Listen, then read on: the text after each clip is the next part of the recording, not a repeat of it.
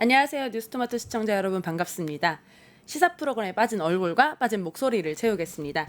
2030의 시선으로 바라보는 시사 프로그램 요즘 것들의 나라 걱정 진행을 맡은 봉환입니다. 저희는 이번 주부터 토요일, 일요일 주말반으로 이제 찾아뵙고 있는데요. 시간이 원래 7시 반이었다가 이제 7시부터 1시간 컴팩트하게 진행합니다. 그래서 앞으로도 많이 구독, 좋아요, 알림 설정 부탁드리겠습니다.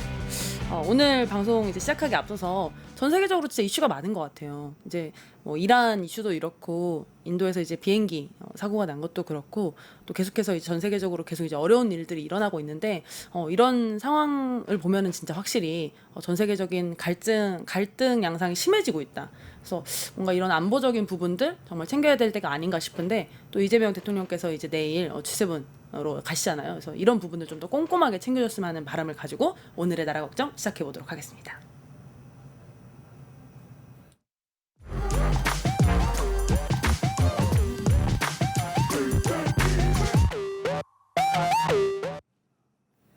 네, 헛소리 금지구역. 사실 이번 주부터 좀 이 헛소리 금지구역에 좀 집중해서 방송을 진행해 보려고 하고 있는데요.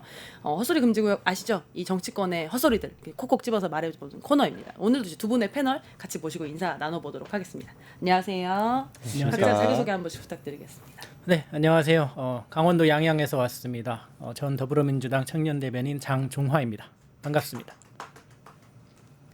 네, 안녕하십니까. 창원에서 달려왔습니다. 경남도당 청년위원회 대변인을 맡고 있는 류성국입니다. 반갑습니다. 또 이렇게 강원도와 경남에서 이렇게 두 분을 모시고 이렇게 또 여기 저희 아시다시피 스튜디오가 서울에 있잖아요. 그래서 두 분이 먼 길 달려와 주셔서 너무나 감사하다는 말씀드리고 이 방송하실 때 마이크를 이렇게 꼭 안 하셔도 됩니다. 네, 편하게 말씀해 주시면 좋을 것 같아요. 그래서 오늘 두 분과 같이 한번 얘기 나눠보려고 하는데요.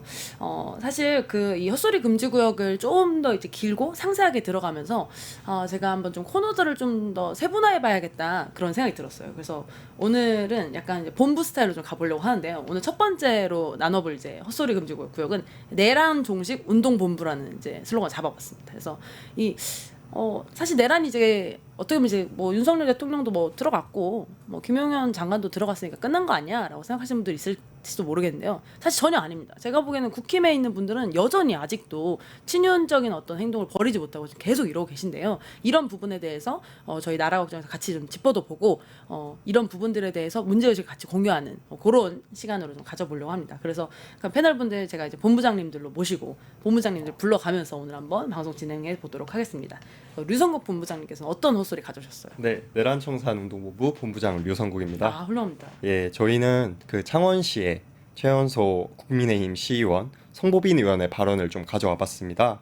내란 세력 청산이라는 현수막을 들고 있는 대학생들을 향해서 북한 공산단식 혐오 단어라고 비난하고 심지어는 서울 말씨 알바생 같다, 취업 화이팅 하세요 는 식으로 조롱까지 했습니다. 저는 이 SNS 글을 보고 좀 충격을 먹었었는데요. 이런 말이 시의원 공식 SNS에 올라와 있을까? 저번 주에도 사실 국민의힘 소속 청년 시의원이 학력 비하 발언을 해서 문제가 되었지 않았습니까? 이런 부분의 연장선상이다 저는 이렇게 보고 있습니다. 기억나요. 저번 주에도 다른 시의원 이제 그 시의원분이 거기는 이제 인천시의원이었던 걸로 좀 기억하는데 이제 너 학교 어디 나왔냐?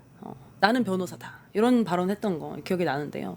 창원에서도 창원이 경남이잖아요, 그렇죠? 네, 맞습니다. 사시고 계신 지역구에서 이제 그런 일이 또 있었네요. 네, 사실 이 청년들이 들고 있었던 문구는 내란 세력 청산이라는 단 6글자거든요. 그런데 이 문장이 왜 그 시의원분을 그렇게 불편하게 했을까 생각을 해봤는데 아마도 그 소속된 당의 전직 대통령님이 내란 우두머리로 재판을 받고 있는 것이 좀 마음에 걸리지 않았을까 저는 그렇게 생각을 하고요. 그리고 사실 경남 지역에 많은 국민의힘 국회의원들이 계신데 관저를 8분이 우르르 몰려가서 경비견처럼 관저를 지켰던 것을 보면 아래에 계신 시의원분들도 그분들의 영향을 받아서 그런 나팔수 역할을 하고 있지 않나 저는 그렇게 생각을 하고 있습니다. 사실 지금 이 발언을 한 성보빈 시의원은 제가 알기로는 젊은 시의원이거든요. 근데 사실 본인도 이제 정치인으로서 이제 준비하는 과정에서 분명히 저런 현수막도 들고 열심히 이제 활동하셨을 텐데 그런 사람들 보고 자신 어떤 과거에 대해서 마치 자신은 했던 그런 기억은 완전히 잊어버리고 이렇게 비판하는 모습을 보면 정치가 참 무섭다? 좀 약간 이런 생각도 드는 것 같아요. 어떻게 보세요? 뭐 저희가 항상 우려하는 모습들 중에 하나가 이제 당선되고 난 뒤에 모습이 너무 많이 달라진다 뭐 이런 우려도 많이 있는 게 사실이기도 하죠. 근데 아까 그 성보빈 시의원의 발언을 좀 한번 잘 생각을 해보면 이 내란 이제 세력 척결 이런 표현이 마치 뭐 북한의 뭐 공산당의 이런 표현 같다라고 하는데 한번 잘 생각을 해보면 그 당의 이제 대통령이 군사 쿠데타를 일으켜서 계엄을 통해 내란을 일으키고 군사 독재를 하려고 했었던 이제 정황이 있었던 거 아닙니까? 흐름이 그게 오히려 더 공산단식 아니에요?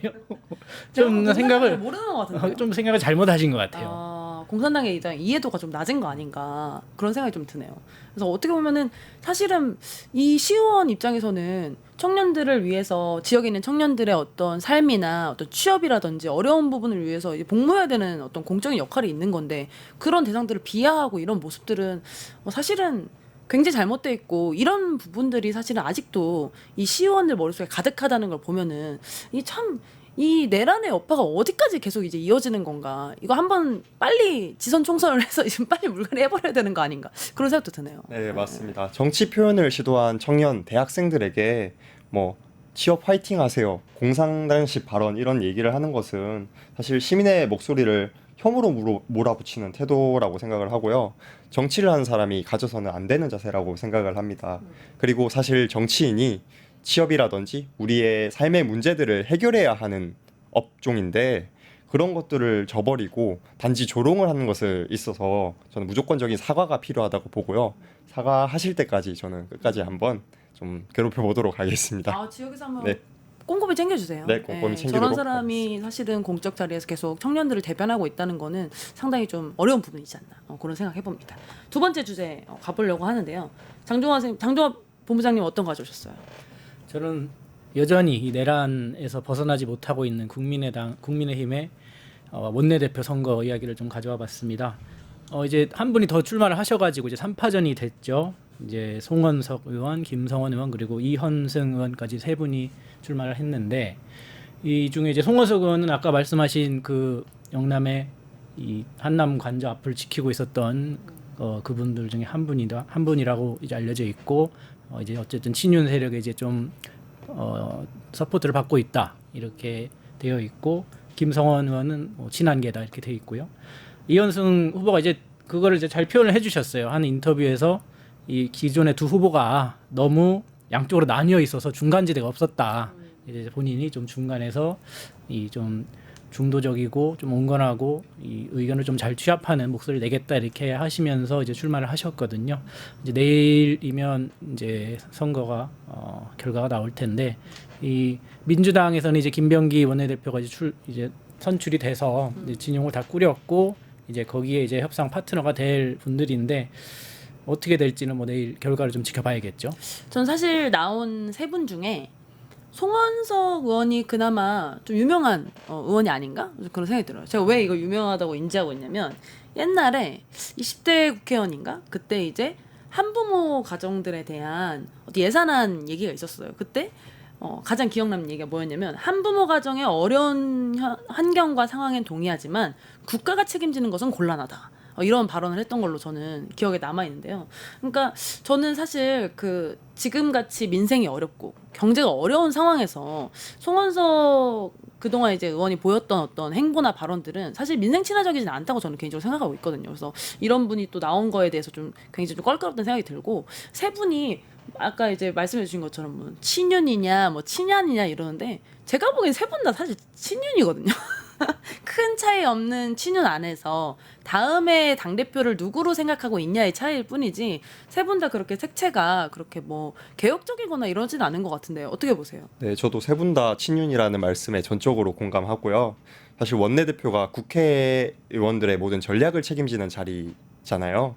그런데 세 분 다 된다라고 하더라도 저는 이재명 정부와 협치가 조금 어려울 것이라고 보고요.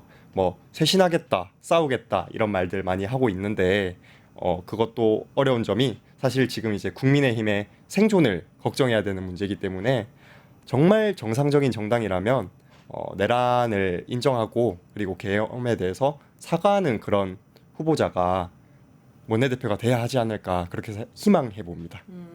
그럴 가능성은 없어 보입니다. 아 이런. 더군다나 이제 송원석 의원님은 뭐 너무나도 자명하고 이제 김성환 후보 같은 경우도 이제 그 전에 굉장히 이제 민주당에 대해서 이 좌익이니 뭐 이런 표현들을 써가면서 굉장히 공격을 했던 분이기 때문에 아마 어느 분이 당선되시든 간에 말씀하셨던 것처럼 굉장히 쉽지 않은 협치 어떻게 될 건지 잘 알 수 없는 길이 될 것 같습니다. 사실 그런 어떤 당 차원에 좀 생각해 보면 원내대표가 지금 해야 되는 과제가 사실 굉장히 이제 많잖아요. 이제 특히 국민의힘 입장에서는 이제 무너진 어떤 당을 좀 회복해야 되는 부분들, 국민의 신뢰를 회복해야 되는 부분들, 개파간 갈등이 워낙 강하니까 이런 것들 회복해야 되는 부분들, 민주당이 지금 추진하고자 하는 법안들이 이제 많은 상황에서 그걸 또 견제해야 되는 부분들, 이런 부분이 좀 있는 상황인데 제가 봤을 때는 이 세 분 모두 다 이런 국힘 안에 있는 과제들을 해결하기에는 상당히 부족한 후보들이다라는 생각이 들더라고요. 그래서 어떻게 보면은 그런 자질을 가지고 계신 분들은 이게 독을 든 사과니까 안 나온 게 분명하다. 그래서 이분들은 어떻게 보면은 본인의 어떤 지금 감이 지금 안 되는 선거에 지금 세 분이 나오신 거 아닌가? 저는 약간 그런 생각이 들더라고요. 어떻게 보세요? 네, 김상욱 의원이 저번에 말했던 것처럼 사실 국민의힘에는 TK, PK 흔히 말하는 다이묘라고 하죠. 그런 분들이 뒤에서 당권을 쥐락펴락하고 계시지 않습니까? 그렇기 때문에 각 한 파트씩 저는 얼굴 마담을 내세운 것이라고 생각하고요. 말씀하신 것처럼 그 원내대표 직에는 조금 부족한 분들이라고 저도 생각합니다. 아니 근데 협치를 어쨌든 뭐 김병기 의원이 오늘 이제 원내대표단 이제 발표하면서 그런 말씀하시더라고요. 정례적으로 국민의힘과도 뭐 회의를 하면서 뭐 협치적인 어떤 부분들을 좀 가져가 보겠다 이렇게 말씀하셨는데 지금 면면으로 보기에는 협치가 상당히 힘든 것 같아요. 앞으로 지금 당 앞에는 뭐 상법 개정이라든지 이런 부분들이 있는데 전반적으로 지금 세 분 다 이런 상법 개정에 대해서는 굉장히 이제 강하게 좀 반대하고 계신 부분들이 있잖아요. 우선 국민의힘 당 차원에서 지금 진행되고 있는 3특검에 대해서 굉장히 반발을 하고 있는 상황에서 이 어떻게 보면 본인들이 굉장히 수축될 수밖에 없는, 위축될 수밖에 없는 이런 정치적인 환경에 이 말하자면 대여 투쟁에 나서야 되는데 거기서는 대여 투쟁의 이 수준을 끌어올릴 수밖에 없는 뭐 상황인 거죠. 그리고 다 사실 민주당 앞선 원내대표 경선 보면 언론에서 사실 이렇게 당내 경선은 언론이 이렇게 주목해서 검증하고 이런 부분이 굉장히 적었는데 이번엔 저희가 당원 투표를 이제 열다 보니까 MBC라든지 이렇게 후보들을 검증하는 과정이 있었거든요. 사실 저는 좀 그런 동일한 잣대로 이 세 분도 좀 검증해봤으면 좋겠다. 좀 이런 생각도 들어요. 말씀하신 것처럼 개인사를 검증하진 않더라도 내란에 대해서 본인이 직접 어떻게 생각하는지, 삼특검에 대해서 어떻게 생각하는지 이런 것들은 좀 여실하게 좀 국민들에게 밝히면서 본인들도 국민 앞에 원내대표로서 검증받아야 되는 거 아니냐 뭐 이런 생각도 듭니다.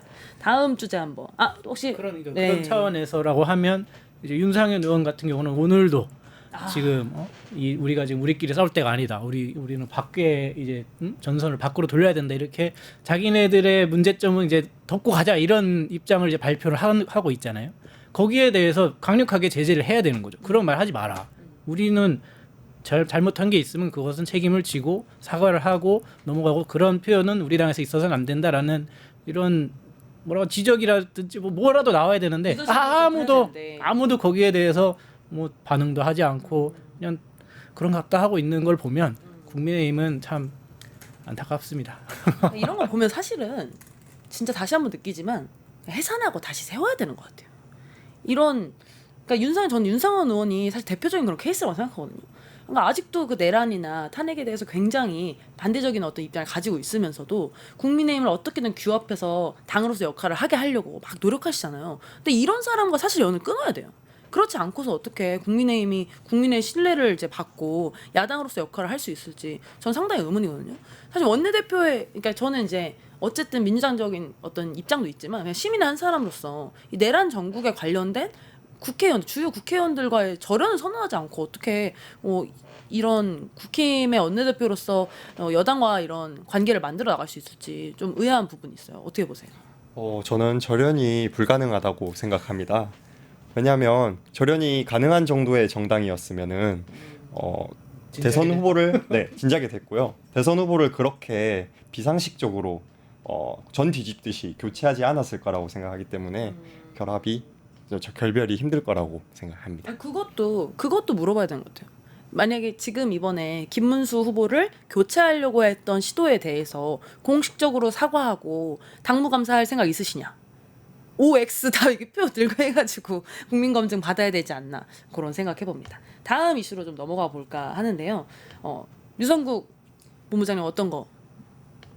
네. 김문수의 당권 도전에 대해서 좀 준비를 해봤습니다. 김문수 전 후보가 당권 도전을 의식한 것인지 굉장히 물밑으로 활동을 많이 하고 있다는 정보를 받게 되었습니다. 근데 사진으로 보기에는 파란색 옷 입고 계신 거 보니까 지금 새로운 당권을 지금 민주당 당대표 도전을 지금 하시려는 거 아닌가? 그런 생각 드네요. 네, 여러 가지 생각이 많으실 것 같습니다. 바쁘시게 활동을 하시는데 사실 국민의힘에 보면 뭐 돌돌이를 이렇게 턱에 미는 분도 계시고 턱걸이만 하는 분도 계신데 선생님, 네. 한모, 뭐 나경원 의원, 안철수 의원과 회동도 하고 계시고요. 잊혀지지 않겠다고 강력하게 지금 어필을 하시는 것 같아요.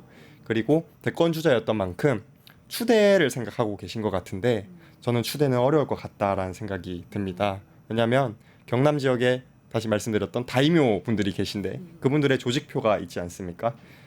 사실 대선 후보 교체 과정에서 그분들과 감정의 골이 굉장히 깊은 상황인데 그분들이 김문수 후보를 저는 절대 도와주지 않는다고 보고요. 또 그렇지만 김문수 후보 입장에서는 조금 희망적인 것이 그렇게 후보를 바꿔버린 상황에서 당원들이 반발심을 많이 느꼈던 것 같아요.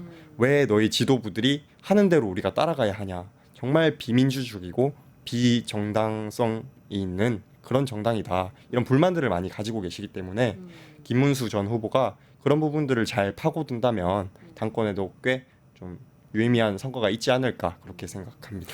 근데 김문수가 선거 과정에서 정당이 선거 과정에서 이 후보 교체 시도를 이제 겪으면서 김문수 당시 후보가 이제 동정표를 좀 많이 얻었죠. 굉장히 좀 안쓰럽다. 뭐 어떻게 우리가 뽑은 후보인데 지도부나 이런 친윤 쪽에서 마음대로 엎으려고 하느냐 하는 어차피 저희가 봤을 때 이제 똑같은 후보긴 하지만 그래도 동정표를 많이 얻어서 어쨌든 당원의 마음을 조금 얻어갔죠. 그 과정에서.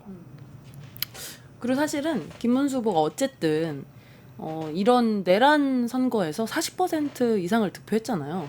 그래서 김문수 후보 입장에서는 그게 자신감이 좀 된 것 같아요, 확실히. 그래서 선거 끝나고도 당이 그러니까 사실 이제 패배한 후보자는 굉장히 어떻게 보면 내가 이제 칩거하고 뭔가 좀 반성하면서 백의종군하겠다 이런 메시지를 내는 경우가 많은데 해단식 때도 진짜 당 쇄신해야 된다 이런 말씀을 하시면서 뭔가 뭐 당무에 관여하거나 참여하겠다 당권에 이제 도전하겠다 이런 말씀을 하신 건 아니지만 이제 그런 내용들을 좀 보여주신 게 아닌가 그런 부분들에 관심도가 계속 집중되고 있는 건 아닌가 싶습니다. 근데 김문수가 당대표인 국민의힘 어떨 것 같으세요? 사실 지금도 제대로 된 정당은 아니기 때문에 뭐 김문수 후보가 된다 하더라도 쇄신이나 어떤 이미지 변화는 크게 미미할 것 같습니다. 그냥 계속 쭉 안타까운 정당으로 남는 거죠. 근데 이거 진짜 국민들 입장에서 진짜 불행한 거 아니에요? 그렇죠. 국힘 지지자들에게도 좀 불행한 상황이 아닌가 좀 이런 생각이 들어요. 어쨌든 제1야당인 상황에서 지금 어쨌든 그 당의 당대표 후보로 거론되는 분은 어쨌든 한동훈 전 대표하고 이제 김문수 이제 전 후보인 것인데 한동훈 전 대표도 어쨌든 계엄은 반대하고 그 과정에서 나름의 역할을 했다고는 하나 윤석열 정권에 대해서 뭐 막대한 책임을 지고 있는 사람이지 않습니까? 그런 사람을 또 보수의 차기 주자로 이제 생각을 해야 되는 입장을 생각해 보면 역시 안타깝죠. 역시 앞길이 막막하네요. 근데 사실 이런 생각을 가진 게 저희만 그런 게 아닙니다. 저희처럼 국힘에 대한 답답함을 가지고 계신 분이 또 계신 것 같아요.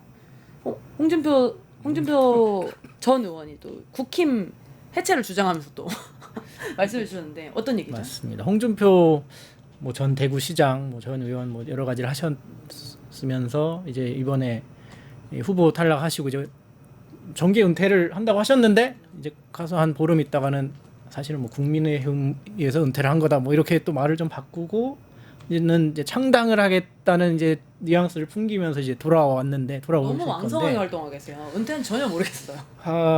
이게 아마 홍준표 이제 전 뭐 시장이 보시기에는 국민의힘은 끝났고 이제 뭐 당이 뭐 해산이 되든 아니면 뭐 떨어져 나갔든 분리가 되든 국민의힘에는 이제 희망이 보이지 않는 것은 이제 본인이 보기에 이제 확실한 것 같으니 이제 새로운 주도권을 쥐겠다 뭐 이런 뭐 밑그림이 있는 거겠죠. 그런 거에 대해서 승산이 있어 보이고 다만 뭐 어쨌든 본인 입으로 이제 은퇴를 하겠다라고 하고 이렇게 심지어 이 후보 탈락 과정을 승복하지 않고 이제 해외로 나가버린 거 아닙니까?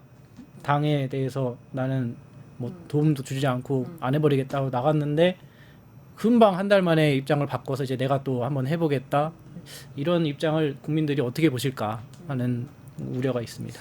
저는 근데 확실히 홍준표 전 의원이 고도의 정치인이다 이런 생각 들었어요. 왜냐면 제가 아까 말한 것처럼 당내에 있는 국민의힘의 정상적 사고를 가진 사람이라면 윤석열 씨와 절연해야 돼요.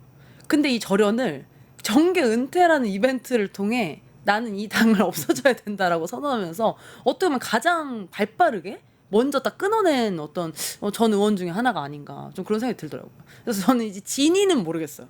그러니까 진짜로 이게 정말로 이제 물론 이제 화나신 부분도 있겠죠. 자기가 떨어졌으니까. 근데 그거보다도 이 상황 판단을 하신 것 같아요. 아 이거를 하지 않으면 진짜 은퇴당한다. 진짜 은퇴당하기 전에 내가 은퇴 먼저 선언하고 상황을 좀 봐야겠다. 이런 뉘앙스 좀 있지 않았나 좀 그런 생각이 듭니다. 어떻게 보세요? 저도 확실한 의도가 있다고 보는데요. 하와이에서 SNS 글을 썼잖아요. 제가 꼼꼼히 읽어봤는데 내용을 요약하자면 네가 가라 하와이더라고요. 그래서 책임을 전가하려는 모습이 굉장히 강했고 내용을 보면은 윤석열 정권도 이재명 정권도 사기 경선의 결과다라고 이야기를 하면서 재편이 필요하다 이런 이야기들을 하는데 또 하나 좀 놀랐던 부분은 과거의 글도 보면 계엄령론이나 후보 강제 교체 같은 사안이 정당 해산 사유가 될 수 있다라는 경고를 직접 언급했지 않습니까? 그런 훈수 차원이 아니라 정치적 선긋기를 지금 확실히 하고 있는 상황으로 보여집니다. 아니 한국 오셔서 이제 서울 시민으로 살아가신다고 하셨잖아요. 송파구에서. 그래서 서울 오시면 뉴스토마토 한번 오셔가지고 저희와 함께 국힘 해상운동본부 제가 본부장 임명해 드릴 테니까 같이 이렇게 해상운동을 같이 하시면 어떨까 그런 생각이 듭니다. 시청자분 중에서 딴지타파님이 이 내란당 해산은 관심 1도 없고 이 내란 잔당들이 당권 싸움에만 관심을 가지니 이 내란당 해산이 가능하겠나 이런 의견을 남겨주셨어요. 사실 해산을 당하거나 스스로 해산을 하거나 이 둘 중에 하나밖에 옵션이 없는 상황임에도 불구하고 다 당권에만 욕심을 내는 이런 모습이 계속 비춰보지다 보니까 국민적인 신뢰를 회복하기는 좀 어려운 상황이 아닌가 그런 생각이 듭니다. 저희 마지막으로 이 국힘 분은 아니지만 다루지 않으면 안 될 것 같아서 한번 가져와 봤는데요. 이준석 의원의 제명 청원이 무려 55만 명을 돌파했습니다. 사실 시청자 여러분께서 어떻게 생각하실지 모르겠지만 예를 들어 지역구에 이제 민원이 있어요. 그걸 해결하기 위해서 청원을 하잖아요. 5천 명도 안 보입니다. 근데 55만 명이라는 숫자는 진짜 상상도 못할 정도로 많은 숫자라고 생각하거든요. 어떻게 보세요? 네, 55만 명이라고 보면은 상임위 회부도 가능한 수준의 숫자고요. 그런데 이제 제명 현실성 여부를 떠나서 이것은 말씀하신 것처럼 상징성이다. 그 부분을 좀 짚고 넘어가야 된다라는 생각이 들어요. 이준석이라는 인물이 개혁신당의 얼굴로서 활동을 하고 있고 대선에서 3위에 득표를 했지만 결국 저는 어떤 특정 커뮤니티, FM 코리아의 대변인이라고 보여지거든요. 커뮤니티에서 퍼지는 혐오와 정서를 그대로 갖다 끌어다 쓰고 그걸 정치적 표현인 양 그 포장해서 뿌려대는 방식들 이게 지금까지 이준석이 해온 방식이기 때문에 그 안에 혐오가 있다는 걸 모르지 않으면서 의도적으로 활용하는 참 좋지 않은 정신이다 저는 이렇게 생각합니다. 사실 이 국회의원 제명에 대해서는 옛날에 김영삼 대통령이 유일한 사례거든요. 근데 그때는 어떻게 보면 이제 군사 독재 정권의 탄압 때문에 이렇게 시도됐던 일인데 개인 의원의 이런 발언에 의해서 55만 명이나 이 제명을 해야 된다고 요구하는 사안은 정말 처음 보는 것 같아요. 저는 어떻게 보세요?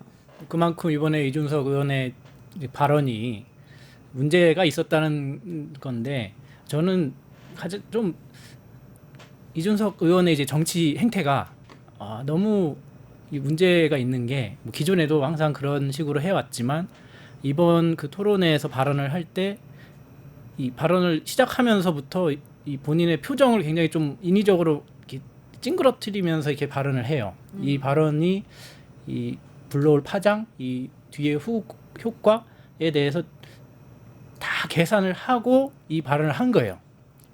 이게 뭐 본인에 대해서 좀 비판이 있고 그럴 수 있을지언정 결국엔 나한테 이득이 될 것이다 이런 계산을 철저하게 하고 한 발언이라고 저는 생각을 하거든요. 우주적으로 판단하고. 네. 다만 그게 뭐 좀 후폭풍이 자기 생각보다 조금 더 컸을 수는 있으나 근데 그럼에도 불구하고 이 발언으로 인해서 생겨나는 효과는 나한테 긍정적인 부분이 더 있을 것이다라는 이제 계산을 한 것인데 저는 그런 식으로 이 모든 사안을 나한테 좀 긍정적이 있다고 하면 어떤 것이라도 갖다 사용하는 그 이준석 정치의 행태에 대해서 굉장히 이건 비판받아 마땅하고 그 수치가 이번에 그 55만 명으로 나타난 것이다. 이것을 본인이 무겁게 받아들이지 않으면 이준석 의원은 끝까지 이제 그 정도로 남을 수밖에 없을 거라고 생각합니다. 근데 전혀 무겁게 받아들이지는 않는 것 같아요. 왜냐하면 55만 명 정도가 자신에 대한 의원 제명을 뭐 요청하거나 이러면 그래도 이전에 어떤 사례들을 보면 뭔가 사과문도 하고 뭔가 반성하는 모습도 하고 뭔가 이런 부분에 있어서는 뭔가 쇄신하고 고치겠다 이런 내용들을 하는데 대응하는 부분들은 뭐 그럴 수 없다. 법적으로 그럴 수 없고 나는 지역구 잘 챙기겠다. 뭐 이런 태도들 보면 저는 확실히 공감 능력이 진짜 좀 결여돼 있다? 이런 생각이 드는 것 같아요. 그 토론장에서의 발언도 사실 말씀해 주신 것처럼 보통 사람이라면 이런 발언하면 너무나 많은 무리가 있을 테니까 하지 말아야지. 이런 식으로 상식적인 판단이 될 텐데 이 정도면 사람들이 문제의식을 가지고 말해주겠지? 이런 생각을 하고 그렇게 말한 거잖아요. 그러니까 이 공감 능력이 너무 없는 거 아닌가? 그런 생각이 들어요. 어떻게 보세요? 공감 능력도 보기 메이세요. 공감 예, 없고 하지만 처참한 공감 능력에. 참 생각이 짧다라는 생각이 들었습니다. 보통 이준석을 보고 사람들이 말을 잘한다 이렇게 이야기를 하는데요. 말을 잘한다는 거는 사실 깊이 고민하지 않고 가볍게 던진다라는 얘기가 될 수도 있거든요. 그게 사실 굉장히 정치인으로서는 위험한 상황이거든요. 노무현 전 대통령이나 아니면 이재명 대통령 같은 경우에도 시민들의 질문이나 어떤 정책적인 부분에 대해서는 굉장히 신중하게 답변을 하시거든요. 그런 부분들을 왜 신중하게 답변을 하냐면 사실 어떤 사소한 문제들도 깊게 들여다보면 정말 해결하기 어려운 문제들이잖아요. 근데 그런 것에 대한 고민과 생각 없이 그냥 바로 내뱉기 때문에 깊지 않은 생각을 가지고 있다 이렇게 생각을 합니다. 저는 이번 이준석 의원의 결과가 너무나 안타까워요. 사실은 이제 물론 이제 정당을 떠나서 이준석의 정치를 동의하냐 안 하냐를 떠나서 어쨌든 40대 대통령 후보가 나왔다는 것은 젊은 층이 그 후보에게 기대할 가능성이 굉장히 높은 거잖아요. 왜냐면 우리 세대를 대변해 줄 것이라는 기대가 있으니까. 근데 그의 어떤 정치적인 모습을 보고 또 그의 어떤 발언들이나 이런 것들이 너무나 좀 처참하고 이런 부분들 때문에 사실은 이준석 후보가 득표를 뭐 10%, 15%까지 갈 것이다 이런 전망이 있었음에도 불구하고 이런 어떤 이런 실제 사고가 이제 드러나는 이제 발언들 때문에 이제 10% 미만이 이제 나온 거잖아요.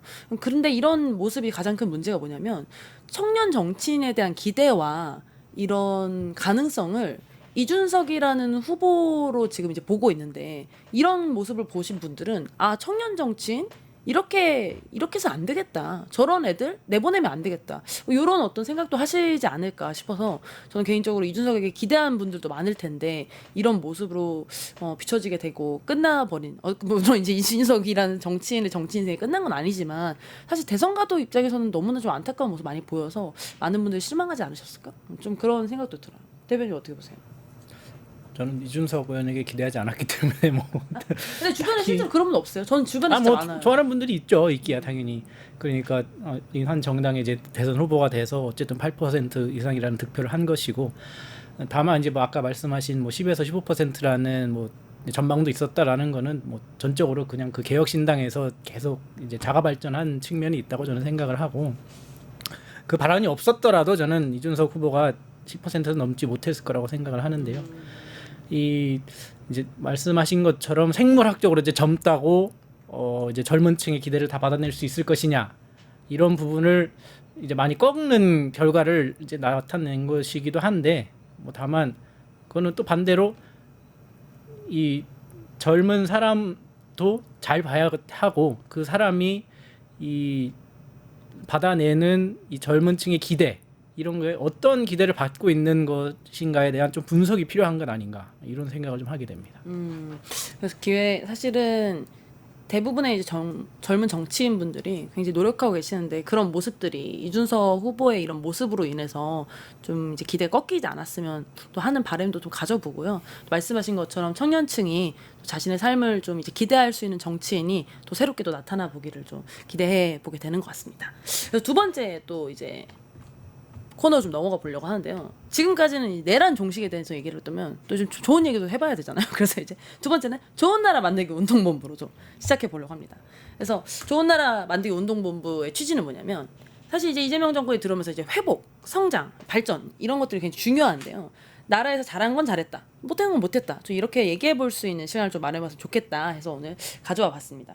그래서 사실 그 대통령이 뽑히고 난 다음에 또 여당 야당 모두 지금 이제 원내 대표단을 이제 구성하는 과정에 있습니다. 민주당은 이제 어제 김병기 의원이 이제 그러니까 어제가 아니죠. 김병기 의원이 이제 당선이 됐고 원내 지도부도 원내 대표단도 오늘 다 이제 꾸려졌습니다. 그래서 사실상 이제 이 국민의힘과 함께 어떤 파운터 파트너로서 이제 같이 할 수 있는 이제 진영이 다 꾸려진 것 같은데요.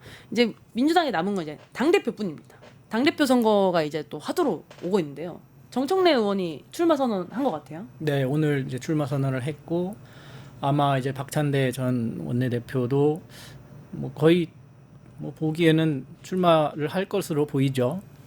근데 뭐 어떻게 뭐 다른 제3의 후보가 나타날지는 모르겠으나 지금 이 두 분의 뭐랄까요 위상이 너무 이제 대단하기 때문에 어쨌든 이제 두 분의 이제 각축전으로 보일 것 같은데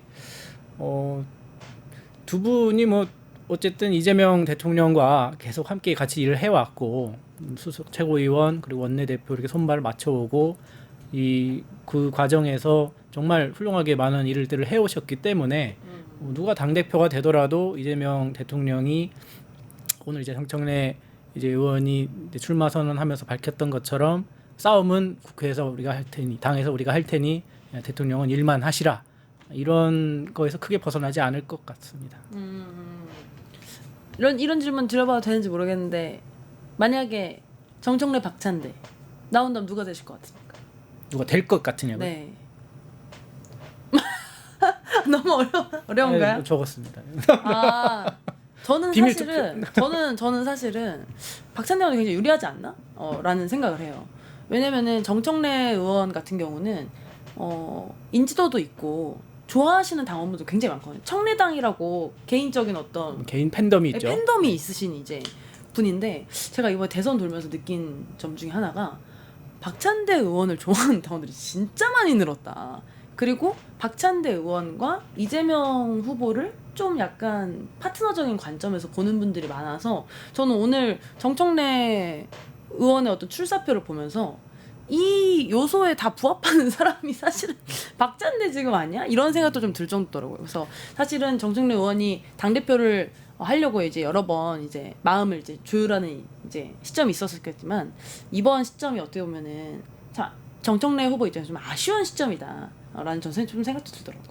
그래서 이런 약간 분석도 있습니다. 지난 이제 대선 과정에서 이제 정청래 의원 같은 경우는 이제 호남 지방을 좀 중점적으로 이제 다니면서 이제 이야기를 듣고 했던 것이 이제 본인 당 대표 선거를 조금 이제 물밑 작업을 한 것 아니냐 이런 이제 관점과 그에 반해서 이제 박찬대 당시 이제 당 대표 권한 같은 경우는 전국을 정말 돌면서 목이 쉬어라 이제 유세를 하고 저희 강원도 양양에도 오셨었거든요.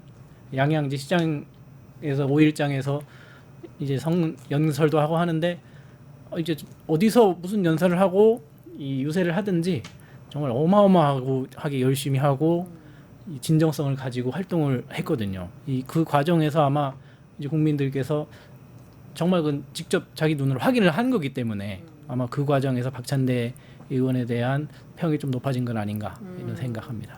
그리고 사실 원내대표 선거를 좀 돌이켜 보면 두 분 다 이제 친명이시고 그 이재명 대통령과 일해본 경험이 두 분 다 있으셨기 때문에 사실은 이제 큰 구분점이라고 하기가 좀 어려운 선거였었다고 저는 보거든요. 그래서 당대표 선거도 좀 그런 부분이 이번에 좀 있지 않나? 좀 그런 생각이 들어요. 예를 들어서 옛날 같은 건 당대표들이 노선이 좀 달랐다고 해야 될까요? 뭐 각자 주장하는 게 좀 달랐는데 지금 오늘 이제 정청래 당대표 후보 이제 출마하신 의원의 이제 출사표도 보면 사실은 이제 이재명 정부의 승리, 사실 이건 지금 모든 민주당의 모든 의원들이 지금 다 공감할 만한 내용이고 이걸 박찬대 의원도 제가 보기엔 동일하게 주장할 것 같거든요. 그럼 여기서는 당원들이 어떤 지점에서 좀 이제 당대표를 선택하는 기로에 놓일까, 이것도 저는 좀 사실 관전 포인트인 것 같아요. 서로 네거티브 전으로 좀 흐르기는 좀 어려운 선거가 아닐까? 좀 그런 생각도 들더라고요. 어떻게 보세요? 저는 먼저 지역 유세하시는 모습들을 봤는데요. 정청래 의원님이나 박찬대 의원님 너무 부러웠습니다. 네, 많은 여성 팬덤을 보유하고 계셔서 부러웠고요. 그것보다 이제 본론으로 돌아가자면 서로 말씀하신 것처럼 다른 노선이나 그런 비전들이 충돌하는 것이 아니라 누가 조금 더 나은 사람인가를 보게 하게 되는 것 같아요. 지금 현재는 이재명 대통령을 누구보다 잘 보잘 사람을 찾기, 이런 경연처럼 느껴질 때가 있거든요. 그런 사람이 또 필요한 타이밍이기도 하기 때문에 이번 전당대회 통해서 이재명 정부와 더불어민주당의 일체화가 어떻게 될지, 또 어떤 동력이 붙게 될지 기대가 되는 부분입니다. 그렇습니다. 그래서 이런 원내대표 그리고 당대표 이렇게 잘 이제 구성되셔서 사실은 여당, 야당, 정부 이 모두가 정말 좋은 나라 만들기에 힘써 주셨으면 하는 좀 바람을 가져봅니다. 또 제가 하나 좀 가져와 봤는데 이번에 대통령실에 새롭게 AI 수석실이 생겼어요. 이 AI 수석실이 뭐냐? 이재명 대통령이 이제 AI가 진짜 우리나라에 너무나 이제 중요한 미래 사업이고 앞으로 AI 3대 강국으로 도약해야 된다는 이제 공약을 냈었는데요. 그거에 대한 이제 어떻게 보면 새로 공약을 이제 맡기기 위해서 신설된 직책입니다. 근데 여기에 이제 하정우 이제 센터장이 이제 임명이 됐는데 이분을 이제 시청자분들 잘 모르실 수도 있지만 AI 업계에서는 정말 현역들이 모두 다 인정할 수 있는 실력자다. 실력자이면서 모두가 인정할 수 있는 실무자다. 이렇게 이제 평하는 이제 평이 많더라고요. 그래서 이 인선에 대해서 굉장히 좋게 평가하시는 분들이 많더라고요. 그래서 굉장히 적합한 인사였다라는 평이 많아요. 왜냐면 지금 앞에 있는 인사들은 어쨌든 지금 검증 단계에 들어간 분들이 꽤 있는데 이 인사만큼은 여야를 가릴 것 없이 굉장히 좋은 검증되었다. 인사다. 네, 검증된 인사였다. 이렇게 말을 하더라고요. 그래서 이 AI로 이제 3대 강국으로 이렇게 가야 되는 어떤 시작점에서 굉장히 좋은 인사를 한 거 아닌가 보는데 어떻게 보세요? 네, 먼저 새로운 산업에 있어서 그런 시스템들이 바꿔 나간다는 게 정말 긍정적인 신호라고 보고요. 우리가 사실 뭐 방위산업 강국, 무슨 문화 강국 이런 것들이 많은데 AI에 대해서는 마찬가지로 부족한 부분들이 많았는데 이번 AI 수석 임명을 통해서 AI의 발전이 대한민국에 도움이 됐으면 하는 마음을 가져봅니다. 너무나 사실 AI 3대 강국 되면 너무 좋겠어요. 3대 강국 되면 너무 저희가 좋겠어요. 이제 AI 관해서는 사실 조금 대응이 늦은 면이 있죠. 지금 거의 미국이나 그쪽에서 주도를 많이 하고 있고 이번에 이제 AI 수석실이 생겨서 정말 다행인데 저는 뭐 AI나 이런 쪽을 잘 알지는 못하지만 어쨌든 대통령실이 그 분야에 이 중점을 가지고 정말 전략적으로 발전을 시키겠다 이런 것을 이제 드라이브를 거는 것이 정말 중요한 이제 메시지가 될 것이다. 그 분야에 계신 분들에게도 그래서 긍정적으로 보고 있습니다. 그래서 이제 이 AI 수석실에서 지금 이제 책임지고 좀 가야 될 주요 공약들이 이제 AI 투자 100조 시대 열겠다 이 공약이 있었고 10만 인재를 양성하겠다. AI 데이터 센터 대규모로 구축하겠다. 이런 이제 공약들이 있었는데요.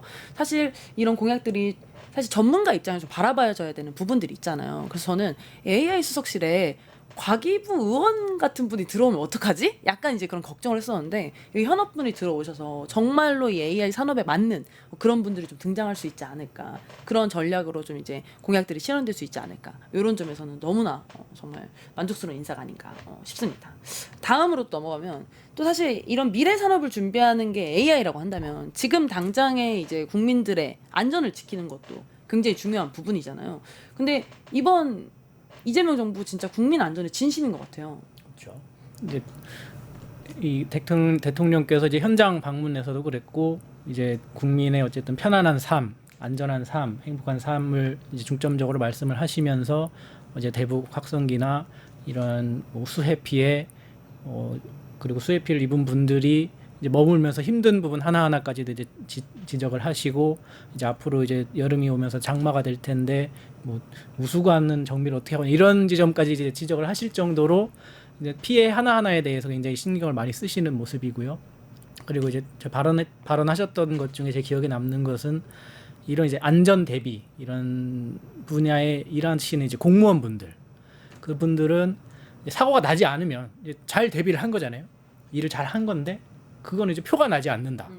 근데 사고가 나면 그건 이제 큰 이제 사고가 되는 것인데 어쨌든 일한 것이 표가 안 나는 것에 대해서 어떻게 이 보상 체계를 마련하고 이 일하는 것에 매너리즘에 빠지지 않고 이 일을 정말 충실하게 잘 해낼 수 있도록 이제 사기를 좀 북돋아 줄 것이냐 이런 이제 인사 보상 체계를 좀 마련해 달라라고 이제 지시를 하셨던 걸로 제가 알고 있는데 그런 것처럼 일해도 표가 나지 않는 부분들까지 어떻게 보면 그 부분이 정말 크게 중요한 부분이기도 하고요. 약간 이제 집안이라는 느낌이긴 한데 이제 그런 하나하나 꼼꼼하게 국민의 안전에 있어서는 행복한 삶에 있어서는 작은 것 하나라도 놓치지 않겠다 이런 모습이 보이는 것 같아서 저는 정말 기분 좋았습니다. 사실 저는 이게 이재명 대통령이 기초단체장도 해보고 광역단체장도 해보고 의원도 해보고 이번에 대통령이 되신 거잖아요. 그런 모습이 녹아있지 않나? 그런 생각이 들어요. 기초단체나 지자체, 그러니까 어쨌든 지자체장급으로서 해야 되는 일들 중에 굉장히 중요한 일들이었잖아요. 실무를 해본 경험이 여기서 녹아나지 않나 싶은데 어떻게 보세요? 네, 마찬가지로 서울에서 이제 오세훈 서울시장이 오세이돈이라는 별명을 가지고 있지 않습니까? 침수의 왕. 네, 침수의 왕. 그런 것이 사실 이전 지자체장이 있을 때는 공무원 분들이 우수관 점검을 했다고 하더라고요. 그런데 오세훈 시장으로 복귀하고 나서는 우수관 점검을 안 했다라고 하는데 역시 이재명 대통령이 말했던 시스템 문제라고 생각이 돼요. 사고가 나지 않으면 당연한 것 이렇게 돼버리니까 방치해버리는 사고가 발생하게 되는데 이재명 대통령이 시스템 지시한 것처럼 시스템을 잘 개선해서 성과 보상이 잘 주어질 수 있도록 그리고 국민과 시민의 안전이 우선이 될 수 있도록 되는 나라가 되었으면 합니다. 사실 이게 국가의 아주 가장 기초적인 역할이잖아요. 사실 이런 기초적인 역할을 하고 그 다음에 자신이 이제 하고 싶은 정치를 좀 펼쳐야 되는데 오세훈 시장은 좀 반대로 된 것 같아요. 자기가 하고 싶은 지적 사업을 하고 눈 떠보니 침수돼 있어서 막 달려가가지고 막 사진 찍고 오고 이런 부분들은 이재명 정부에서는 사실 볼 수 없는 모습이 되기를 또 바라봅니다. 그리고 이재명 대통령이 취임한 지 지금 10몇 일밖에 안 되는데 벌써 국제무대 데뷔를 앞두고 있습니다. 지금 G7으로 지금 G7에 가서 이제 우리나라의 어떤 추락한 국격을 다시 회복해야 되는 엄청난 이제 과제를 안고 지금 이제 향하고 계신데요. 이번 G7 회담에서 어떤 것들이 좀 성과로 나오면 좋을까요? 어쨌든 이제 가장 지금 중요한 부분은 이제 대미 관련해서 한미 사이에 이제 관세, 이제 통상 문제라든지 이제 대북 관계, 그런 방위비 분담금, 이 트럼프 대통령은 어쨌든 굉장히 많은 부분을 약간 사업가적인 관점, 이런 이익을 어떻게 좀 최대한 가져갈 것이냐 이런 관점에서 보기 때문에 그 부분을 어떻게 이제 대응을 할 것이냐, 주한미군까지 이제 끌어들이지 않았습니까? 주한미군은 제가 생각하기로는 사실 저희한테 이득되는 것보다 미국한테 이득이 되는 게 더 큰 부분인데 그 감축까지 얘기를 꺼낸다는 것은 어떻게든 많이 얻어가겠다라는 이제 계산이 있지 않고서는 나올 수 없는 이제 안건이라고 보거든요. 근데 그런 부분을 도대체 어떻게 이제 대응을 해 나가면서 우리의 이익을 이제 갖춰 나갈 것인가 이런 것을 이제 시험받는 가장 첫 번째 무대가 될 것이고 이제 일본의 이시다 총리하고도 이제 내용을 이제 협의하고 있다고 하는데 이 대일 관계에 관련해서도 어쨌든 저희가 아직 해결되지 않은 문제들이 많이 있지만 이제 이웃 나라로서 이제 같이 협의하고 함께 해나가야 될 부분도 많기 때문에 이 그런 굉장히 오랫동안 좀 얽히고 설켜왔던 문제들을 어떻게 좀 앞으로 미래지향적이고 그리고 정리할 것은 정리를 하고 뭐 반성할 것은 반성을 받고 이런 정리를 어떻게 해 오실 것인지 이제 기대되는 관전 포인트가 되는 것 같습니다. 저는 이재명 대통령이 이제 선거 당시에 아니 친중이 뭐가 문제냐. 필요하면 친중도 하고 친일도 하고 친미도 하고 국익적 관점에서 가장 중요한 일들을 해내기 위해서는 할 수 있는 수단들을 다 쓰고 누군가를 적대시할 필요 없다. 이런 이제 멘트가 가장 기억이 나는데요. 저는 이번 G7에서 그런 모습을 정말 보여줬으면 좋겠다. G7에 이제 미국, 일본 뭐 이런 분들 다 오시니까 이런 국가 정상급 회담도 좀 이제 성사시키고 사실은 국제나 안보적으로 중요한 이슈들이 많이 있잖아요. 그런 부분에서 좀 성과를 내고 오는 그런 모습을 보여주면은 정말 추락한 국격을 다시 회복하는 그런 G7이 되지 않을까? 그런 기대를 가지게 되는 것 같아요. 어떻게 보세요? 네, 맞습니다. 트럼프 관련해서도 이야기를 하지 않을 수가 없는데요. 트럼프가 정권 초기에 비해서 현재 기가 많이 죽어 있습니다. 뭐 이스라엘 이란 문제도 마찬가지고 중국과의 관세 전쟁에서도 사실 자존심을 많이 상한 상태로 기가 죽어 있기 때문에 현재 국내외로 견제가 심하고 그리고 현재 전략 모색 단계에 있는 만큼 이재명 정부가 유연하게 잘 대응하고 또 협상을 악랄하게 해서 국익에 좀 도움이 되는 외교 성과 내보기를 기대하고 있습니다. 거래 기술을 쓴 트럼프에 이은 이재명의 거래 기술 정말 기대해 보도록 하겠습니다. 저희 마지막 순서로 시간은 많지 않지만 민생지키고 운동본부 마지막 본부 해보고 싶은데요. 사실 또 오늘 경남에서 또 오셨으니까 경남의 민생 이야기 좀 들어보고 싶어요. 어떤 거 가져오셨어요? 네, 저는 교육 사업에 대해서 이야기해보고자 합니다. RIS 사업이라고 지자체 대학 협력 기반의 지역 혁신 사업이 있습니다. 수도권 분들은 조금 생소하실 텐데요. 지역 균형 발전의 측면에서 수도권을 제외한 지방 지역 대학에 지원을 하는 체계거든요. 정식 명칭은 이제 RIS 사업인데 문재인 정부 때 교육부 TF 사업으로 시작이 되었습니다. 요지는 지역 대학과 기업, 지자체가 힘을 합쳐서 지역 인재를 키우자는 거였는데요. 그런데 흔적 지우기가 들어가죠. 윤석열 정부 들어서 이름이 RISE, 라이즈 지자체 기반 대학 협력 지원 사업으로 바뀌었습니다.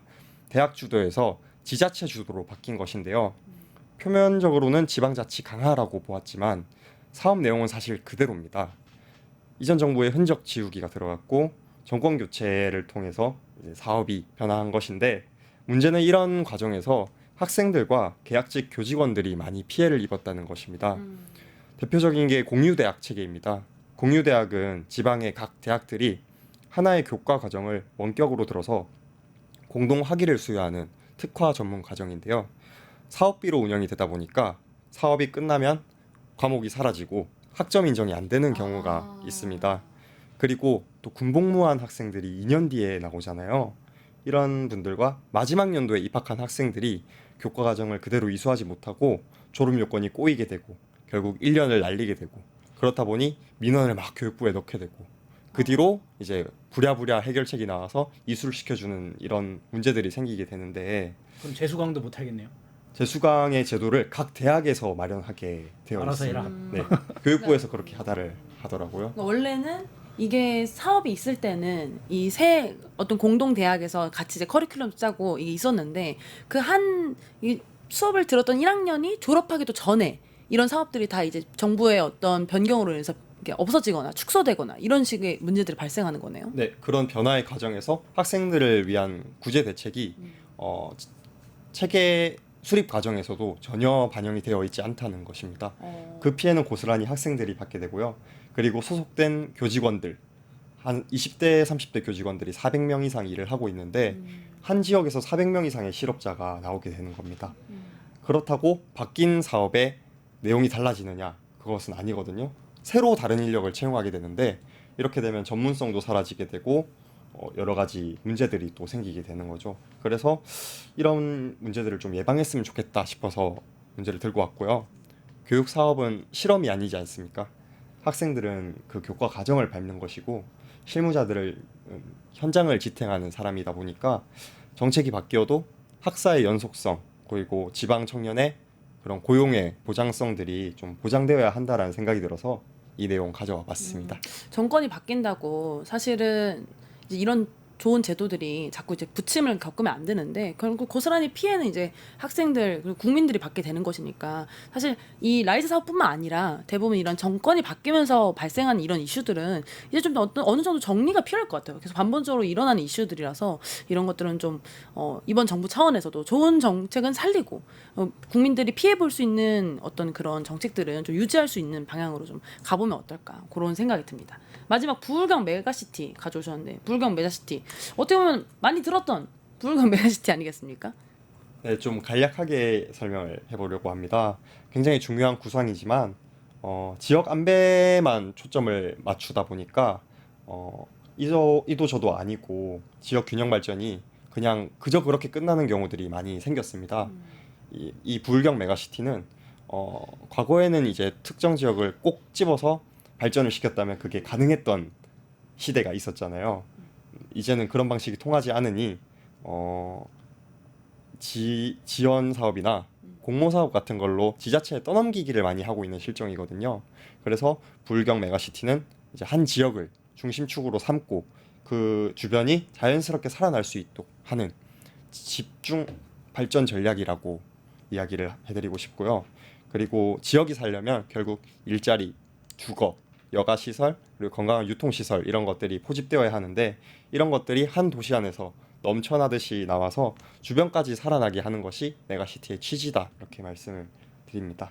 사실 이렇게 지역이 이제 굉장히 중요한데 발전에 대한 전략들이 계속 어떻게 보면 이제 부울경 메가시티도 이제 좀 떴다가 추진되지 못하고 이제 힘을 잃고 좀 이게 사라졌다가 떴다 사라졌다 이런 좀 경향성이 있었던 것 같아요. 그래서 이번 정권에서는 물론 이제 뭐 완벽하게 이제 쭉 유지해가면서 할 수는 없겠지만 어쨌든 지방이 자생력을 가지고 지방에 사는 사람들도 수도권의 사람들 못지않은 삶의 인프라를 누릴 수 있는 어떤 그런 도시 설계적인 부분들이 갖춰져야 되지 않나? 저는 이런 생각을 하는데 어떻게 보세요?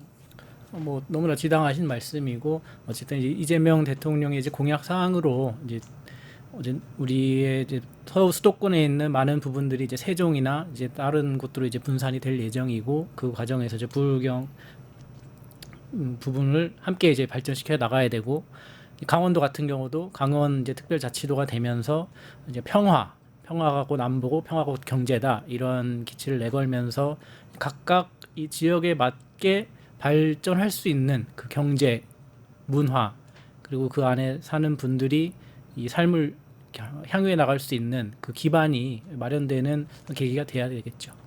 너무나 맞습니다. 그래서 오늘 방송 이 내란 종식 운동본부부터 민생 챙기기 운동본부까지 쭉 달려가 와봤는데요. 마지막에 해주신 말씀이 참 와닿는 것 같아요. 각 지역에 있는 강점들과 이런 것들 잘 살려서 지역에서 잘 살게 하고 앞에 좋은 나라 만들기 운동본부 말한 것처럼 국민의 생명 그리고 국가의 안전, 안보까지 좀 잘 지킬 수 있는 그런 나라가 되길 바라보는 마음에서 오늘의 나라 걱정 여기서 마무리하도록 하겠습니다. 너무나 고생하셨습니다.